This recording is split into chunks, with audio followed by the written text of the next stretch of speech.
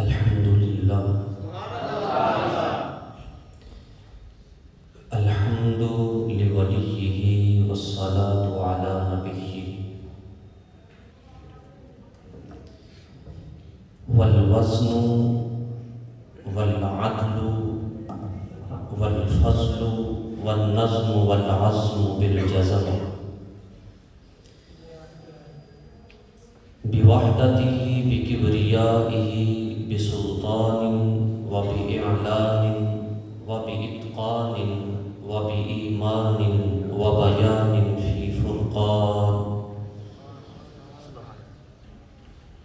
وحده لا شريك له وحده بوحدة موحدا بوحدة موحدا بوحدة وحيدا وأحدا بلا مدد وجدد ونصب ووصف في الكمال لا شريك له ولا نظير له ولا مثل له ولا مثال له ولا وزير له ولا مقارن له ولا مقازم له ولا مدانع له ولا مناظر له ونشهد أن لا إله إلا الله وحده لا شريك له أما بعد فأعوذ بالله من الشيطان الرجيم بسم الله الرحمن الرحيم ولا تكونوا كالذين نسوا الله فأنساهم أنفسهم صدق الله مولانا العظيم إن الله وملائكته يصلون على النبي يا أيها الذين آمنوا صلوا عليه وسلموا تسليما الصلاة والسلام عليك يا سيدي يا رسول الله وعلى آلك وأصحابك يا سيدي يا حبيب الله الصلاة والسلام عليك يا سيدي يا خطيب الأنبياء والمرسلين وعلى آلك وأصحابك يا رحمة للعالمين. اللہ رب العزت کی حمد و ثنا کے بعد لامحدود درود پاک سرور کائنات حبیب کردگار مختار کل ختم الرسل احمد مجتبی جناب محمد مصطفیٰ صلی اللہ علیہ وآلہ وبارک وسلم آپ کے ارمغان نیاز میں ہدیہ درود و سلام پیش کرنے کے بعد عزیز القدر واجب الاحترام معزز و محترم سامعین، قرآن کا یہ فیصلہ ہے کہ اللہ نے قرآن کو ہر شک سے مبرہ اور منزہ بنایا ہے۔ یہ وہ کتاب ہے جس کے پہلے صفحہ پہ اللہ نے ارشاد فرمایا ذالک الکتاب لا ریب فیہ، فرمایا یہ وہ کتاب ہے کہ اس میں شک کی گنجائش بھی موجود نہیں ہے۔ قرآن ایسی کتاب ہے کہ انسان شک کا تصور بھی نہیں کر سکتا کہ قرآن میں شک موجود ہے۔ اللہ نے قرآن پاک میں ارشاد فرمایا وَلَا تَكُونُوا، تم ان لوگوں کی طرح نہ ہو جاؤ كَالَّذِينَ نَسُوا اللَّهَ، جنہوں نے اللہ کو بھلا دیا، فَأَنْسَاهُمْ أَنفُسَهُمْ، پھر کیا ہوا؟ اللہ نے بھی ان کو ان کے ہاتھ میں چھوڑ دیا۔ جیسے وہ کام کرتے تھے اللہ نے کہا کہ تم بھی اپنی حالت میں مرو گے، حالت پہ چھوڑ دیا۔ فکر آخرت یہ ایمان کا حصہ ہے۔ اللہ رب العزت نے قرآن پاک میں ارشاد فرمایا والذین یؤمنون بما انزل الیک وما انزل من قبلک، کہ وہ لوگ جو آپ پہ ایمان لے کے آئے، جو آپ پہ نازل ہوا اس پہ ایمان لے کے آئے، وما انزل من قبلک، اور جو آپ سے قبل نازل ہوا اس پہ ایمان لے کے آئے، وہ لوگ کامیاب ہیں۔ تو جو آقا علیہ الصلوۃ والسلام کی ہستی پاک پہ ایمان لے کے آیا، آپ کو اللہ کا نبی تسلیم کیا، فرمایا وہ شخص کامیاب ہے۔ اللہ رب العزت نے انسان کو بنایا، تو انسان بنانے کے بعد اللہ رب العزت نے انسان کو بڑا منصب اور بڑا مرتبہ عطا کیا، لیکن یہ منصب، یہ مرتبہ، یہ مقام اس بندے کے لیے ہے جو بارگاہ خدا بندی میں اپنا سر خم کرتا ہے۔ یہ مرتبہ، یہ منصب اس بندہ کے لیے ہے جو رب کی تسبیح و تحلیل کرتا ہے۔ یہ مقام، یہ مرتبہ اس شخص کے لیے ہے جو اللہ کو وحدہ لا شریک مانتا ہے۔ یہ مقام، یہ مرتبہ اس بندہ کے لیے ہے جو آقا علیہ الصلوۃ والسلام کی رسالت کو مانتا ہے۔ ہم تمام انبیاء کو ماننے والے ہیں، لیکن آقا علیہ الصلوۃ والسلام خاتم الانبیاء ہیں۔ تو فرمایا تم ان لوگوں کی طرح نہ ہو جاؤ جنہوں نے اللہ کو بلا دیا اور پھر اللہ نے ان کو ان کی حالت پہ چھوڑ دیا کہ تم بھی اپنی حالت پہ مرو گے۔ حضرت طلحہ رضی اللہ تعالیٰ عنہ، آپ اس حدیث پاک کے راوی ہیں، آپ فرماتے ہیں کہ آقا علیہ الصلوۃ والسلام ایک درخت کے سائے کے نیچے بیٹھے ہوئے ہیں اور سامنے ایک بندہ گرم کنکروں پہ لیٹ کے اپنے جسم کو اذیت دے رہا ہے۔ آپ تصور کریں کہ صحرا کا علاقہ ہے اور صحرا کے میدان میں ایک شخص گرم کنکروں پہ لیٹ کے اپنے جسم کو اذیت دے رہا ہے، اس کے جسم کو کتنی اذیت ہو رہی ہوگی۔ آقا علیہ الصلوۃ والسلام نے اس شخص کو قریب بلایا تو پوچھا کہ یہ کیا کر رہے ہو؟ عرض کی یا رسول اللہ صلی اللہ علیہ وآلہ وسلم، میرا نفس مجھ پہ غالب آ گیا اور قریب تھا میں گناہ کر بیٹھتا، تو میں نے اپنے نفس پہ قابو پانے کے لیے اپنے جسم کو اذیت دی، گرم کنکروں پہ لیٹ گیا۔ آقا علیہ الصلوۃ والسلام مسکرا پڑے، صحابہ تشریف فرما تھے۔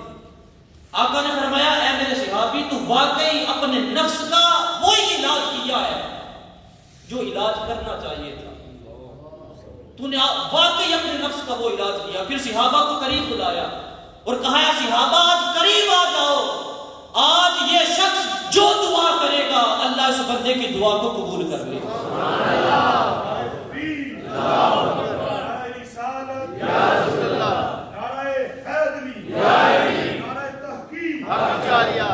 اور فرمایا جس کے دل میں آخرت کی فکر لگ جاتی ہے کہ یار میں نے اس دنیا میں نہیں رہنا، یہ دنیا میرا ٹھکانہ نہیں ہے، جس کے دل میں یہ فکر لگ جاتی ہے، فرمایا اللہ اس بندے کو کل قیامت کے دن بڑا مرتبہ عطا فرمائے گا۔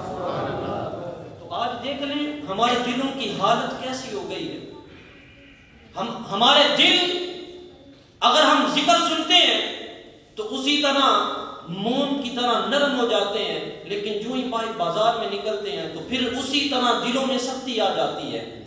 حضرت ثعلبہ بن عبد الرحمن رضی اللہ تعالیٰ عنہما، آپ اس حدیث پاک کے راوی ہیں، آپ فرماتے ہیں کہ ایک مرتبہ میں رستے سے گزر رہا تھا، اچانک میری نظر ایک برہنہ عورت پہ پڑ گئی، نہا رہی ہے تو اس کے جسم پہ میری نظر پڑ گئی۔ حضرت ثعلبہ بن عبد الرحمن کہتے ہیں کہ جب میری نظر اس کے جسم پہ پڑی تو میں اللہ کے خوف سے کانپ اٹھا. میں نے وہ ساری دنیا داری چھوڑ دی, جنگل میں چلا گیا. جنگل میں جا کے اللہ کی عبادت, ریاضت اس میں مشغول ہو گیا, اور ہمہ وقت رو رہا ہوں. صبح دوپہر شام میرا اوڑھنا بچھونا رونا بن گیا کہ میں روتا رہتا ہوں, یا اللہ مجھ سے گناہ ہو گیا ہے, میرا گناہ معاف کر دے. آقا علیہ الصلوۃ والسلام کو خبر ملی کہ حضرت ثعلبہ بن عبد الرحمن سے گناہ ہو گیا ہے. اور گناہ کیا ہوا ہے کہ انہوں نے ایک برہنہ عورت کو دیکھ لیا. آقا علیہ الصلوۃ والسلام نے سیدنا عمر فاروق رضی اللہ تعالیٰ عنہ اور حضرت سلمان فارسی رضی اللہ تعالیٰ عنہ آپ کو بھیجا کہ جا کے حضرت ثعلبہ کو لے کے آؤ. دونوں صحابی گئے. جب جنگل میں گئے تو دیکھا کہ ثعلبہ رضی اللہ تعالیٰ عنہ آپ زاروں کی طرح رو رہے ہیں, آنسوؤں کی جری لگی ہوئی ہے. تو حضرت عمر فاروق کہنے لگے کہ اے ثعلبہ تجھے آقا بلا رہے ہیں. تو آپ کے رونے میں مزید شدت آ گئی. کہا کہ جس آنکھ نے ایک برہنہ عورت کو دیکھ لیا ہے وہ آقا کا چہرہ کیسے جا کے دیکھے گا؟ جس نے ایک برہنہ عورت کو دیکھ لیا ہے وہ آقا کا چہرہ کس طرح جا کے دیکھے گا؟ زاروں کی طرح رو رہے ہیں. سیدنا عمر فاروق رضی اللہ تعالیٰ کو آپ نے پکڑ کے جھنجھوڑا اور کہا تمہیں پتہ نہیں تمہیں آقا بلا رہے ہیں, آقا کا حکم آ گیا ہے. آپ کہتے ہیں کہ میں آقا کی بارگاہ میں اس وقت جاؤں گا جب آقا نماز کی حالت میں ہوں گے. آقا علیہ الصلوۃ والسلام نماز پڑھا رہے ہیں. حضرت عمر فاروق رضی اللہ تعالیٰ عنہ اور حضرت سلمان فارسی رضی اللہ تعالیٰ عنہ آپ نے پکڑا اور بارگاہ مصطفیٰ میں آقا نماز پڑھا رہے ہیں, پیچھے نماز پڑھنا شروع کر دیں.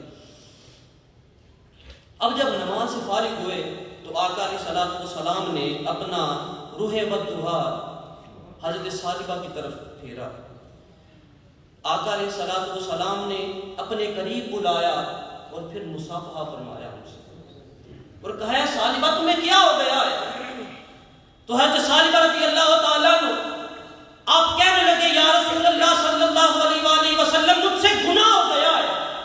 پوچھا کیسا گناہ؟ عرض کیا رسول اللہ ایک برہنہ عورت کو دیکھ لیا ہے. اسی برہنہ عورت کو دیکھنے کے بعد میرا دل اس طرح دڑک رہا ہے اور اس طرح مچل رہا ہے جس طرح ہنڈیاں اترتی ہے. یا رسول اللہ مجھ سے گناہ ہو گیا ہے, مجھے پاک اور صاف کر دیجیے. آقا علیہ الصلوۃ والسلام نے کہا کہ اے میرے صحابی پڑھا کر ربنا آتنا فی الدنیا حسنۃ وفی الآخرۃ حسنۃ وقنا عذاب النار. کہا ہمہ وقت یہ وظیفہ بنا لے اور اسی طرح اس وظیفہ کو پڑھا کر ربنا آتنا فی الدنیا حسنہ ربنا آتنا فی الدنیا حسنہ. 3 دن کا وقت گزرا. حضرت ثعلبہ رضی اللہ تعالیٰ عنہ آپ کی روح جسم سے پرواز کر گئی. آقا علیہ الصلوۃ والسلام جنازہ میں شریک ہوئے. آقا علیہ الصلوۃ والسلام اپنی انگلیوں, پاؤں کی انگلیوں کے بل چل رہے ہیں. پورا اپنا پنجہ زمین پہ نہیں لگا رہے بلکہ اپنی انگلیوں پوروں کے بل چل رہے ہیں. پورا تلوا زمین پہ نہیں لگ رہا. صحابہ نے دیکھا بڑا عجیب معاملہ ہے. عرض کیا رسول اللہ صلی اللہ علیہ وسلم آج یہ چلنا کیسا ہے کہ آپ پورا تلوا لگائے بغیر اپنی انگلیوں کے پوروں پہ چل رہے ہیں.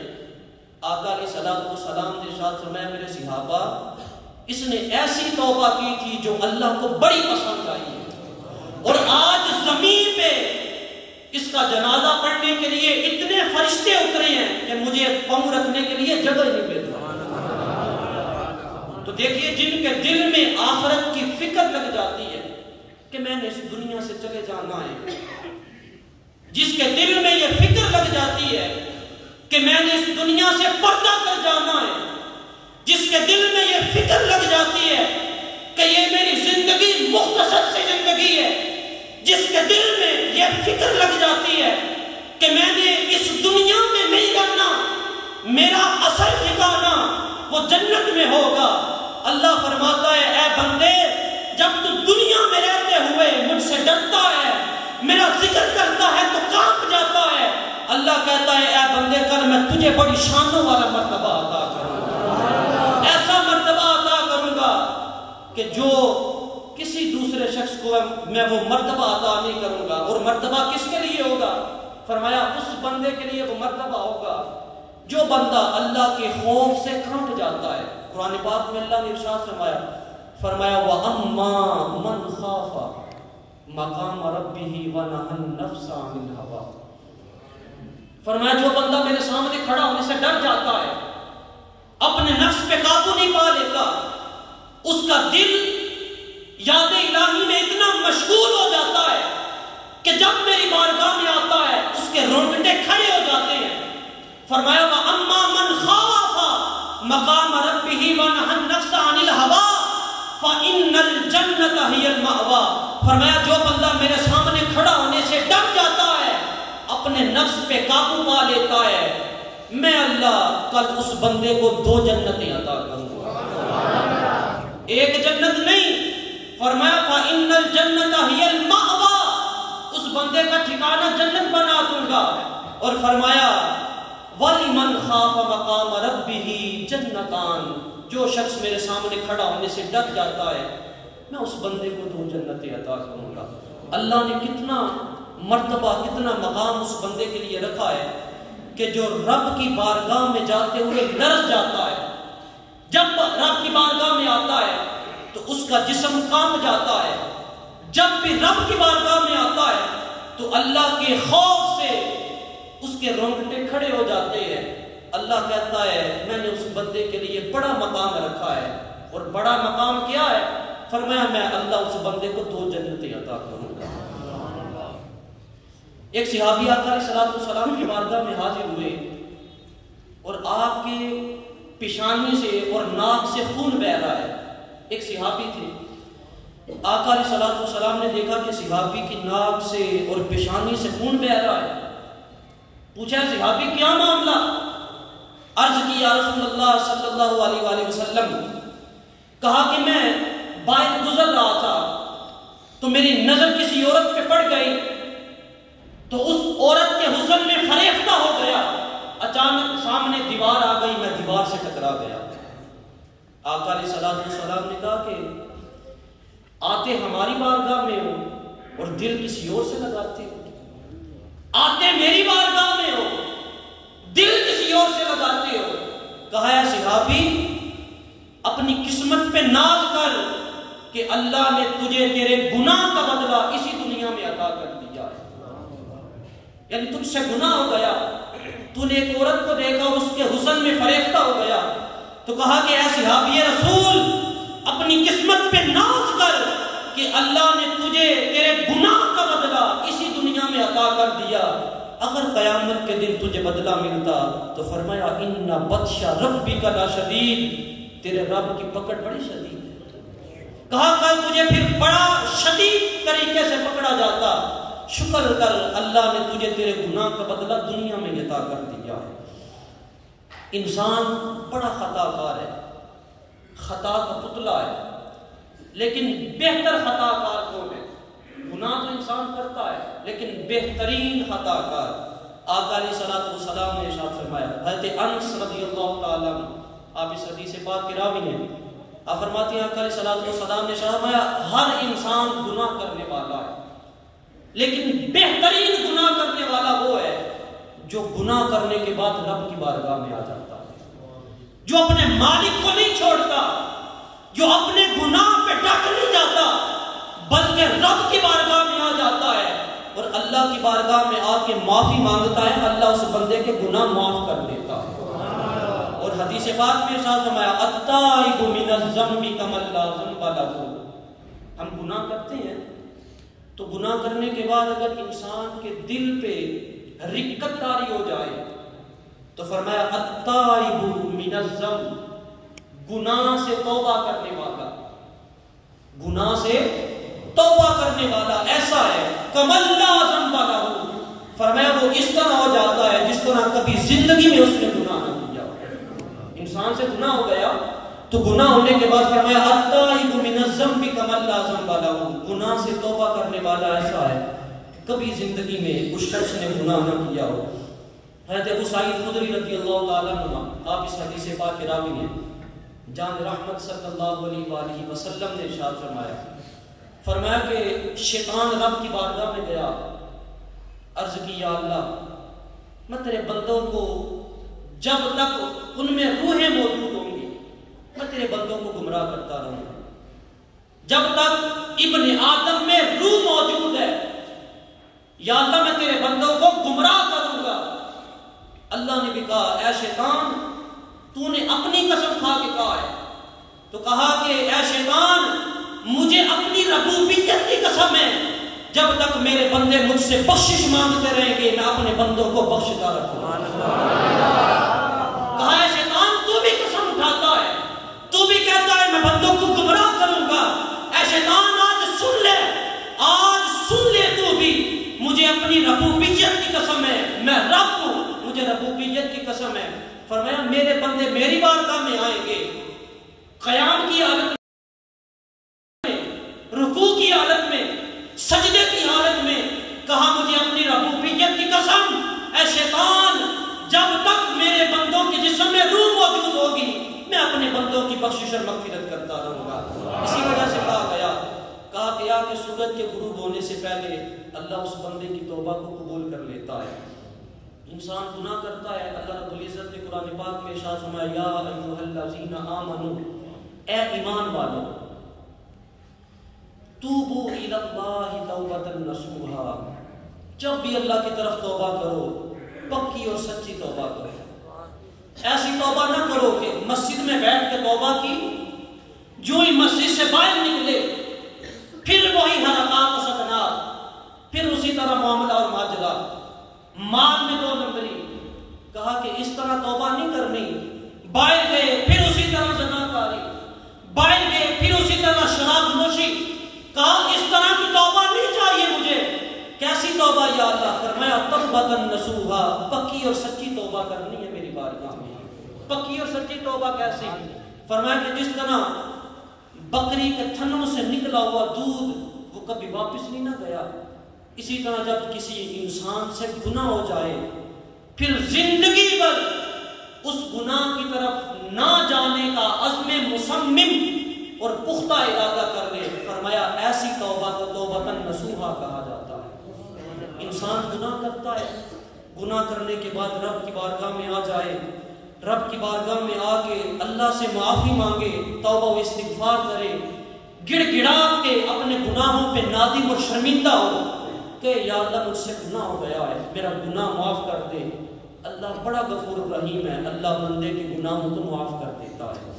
حضرت امام غزالی علیہ رحمہ آپ مکاشفۃ القلوب میں ایک حقائق نقل کرتے ہیں، آپ فرماتے ہیں کہ انسان گناہ کرتا ہے، گناہ کرنے کے بعد پھر اس پہ توبہ نہیں کرتا، نہ نادم ہوتا ہے نہ شرمندہ ہوتا ہے، بلکہ گناہ کر لیتا ہے، تو کہا کہ اس کا گناہ آہستہ آہستہ بڑھتا جاتا ہے اور یہاں تک کہ اس کا گناہ زمین سے لے کے آسمان تک چلا جاتا ہے، اور کہا جب بندہ اس گناہ پہ نادم ہوتا ہے کہ یا اللہ مجھ سے گناہ ہو گیا ہے، تو پھر اللہ اس گناہ کو اس کے دل سے اس طرح زائل کر دیتا ہے کہ دوبارہ زندگی میں وہ اس گناہ کی طرف نہ جانے کا عزم کر لیتا ہے کہ میں اس گناہ کی طرف نہیں جاؤں گا۔ انسان گناہ کرتا ہے، دل پہ سیاہ دھبا لگ جاتا ہے، چھوٹا سا نقطہ، گناہ پہ گناہ، گناہ پہ گناہ، گناہ پہ گناہ کرتا چلا جائے، آقا نے فرمایا پھر اس کا پورا دل سیاہ ہو جاتا ہے، پھر اس کو نہ حلال کی تمیز رہتی ہے نہ حرام کی تمیز رہتی ہے، پھر اس کو کسی بات کا علم نہیں ہوتا، پھر اس کے دل میں ایک ہی جنون ہوتا ہے، اور وہ کیا ہوتا ہے؟ وہ ہے فقط گناہ کرنا۔ جب انسان اس اسٹیج پہ پہنچ جاتا ہے پھر اللہ کہتا ہے اے انسان میں نے تجھے اشرف المخلوقات بنایا تھا، اشرف المخلوقات کا صحرا تیرے ماتھے پہ سجایا تھا، تجھے میں نے مخلوقات میں سب سے افضل بنایا تھا، لیکن اے انسان تو نے خود ہی اپنے آپ کو غرق کر دیا، تو نے اپنی زندگی کو غرق کر دیا۔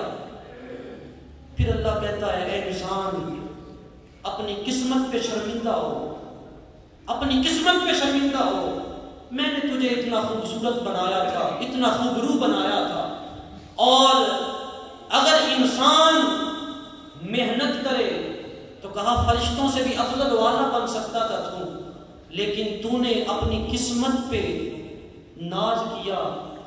آج دیکھ لے تیرے مقدر میں کیا لکھ دیا گیا ہے. آج اسفل سافلین میں تجھے گرا دیا جائے گا. اور فرمایا وہ جو اسفل سافلین ہے وہ ٹھکانہ اتنا سہج ہے کہ جو بندہ غرور اور تکبر کے معاملہ میں اپنے آپ کو لازم کر لیتا ہے کہ میں نے فقط غرور کرتا ہے، میں فقط تکبر کروں گا، فرمایا اللہ اس کو اسفل سافلین میں پھینک دے گا.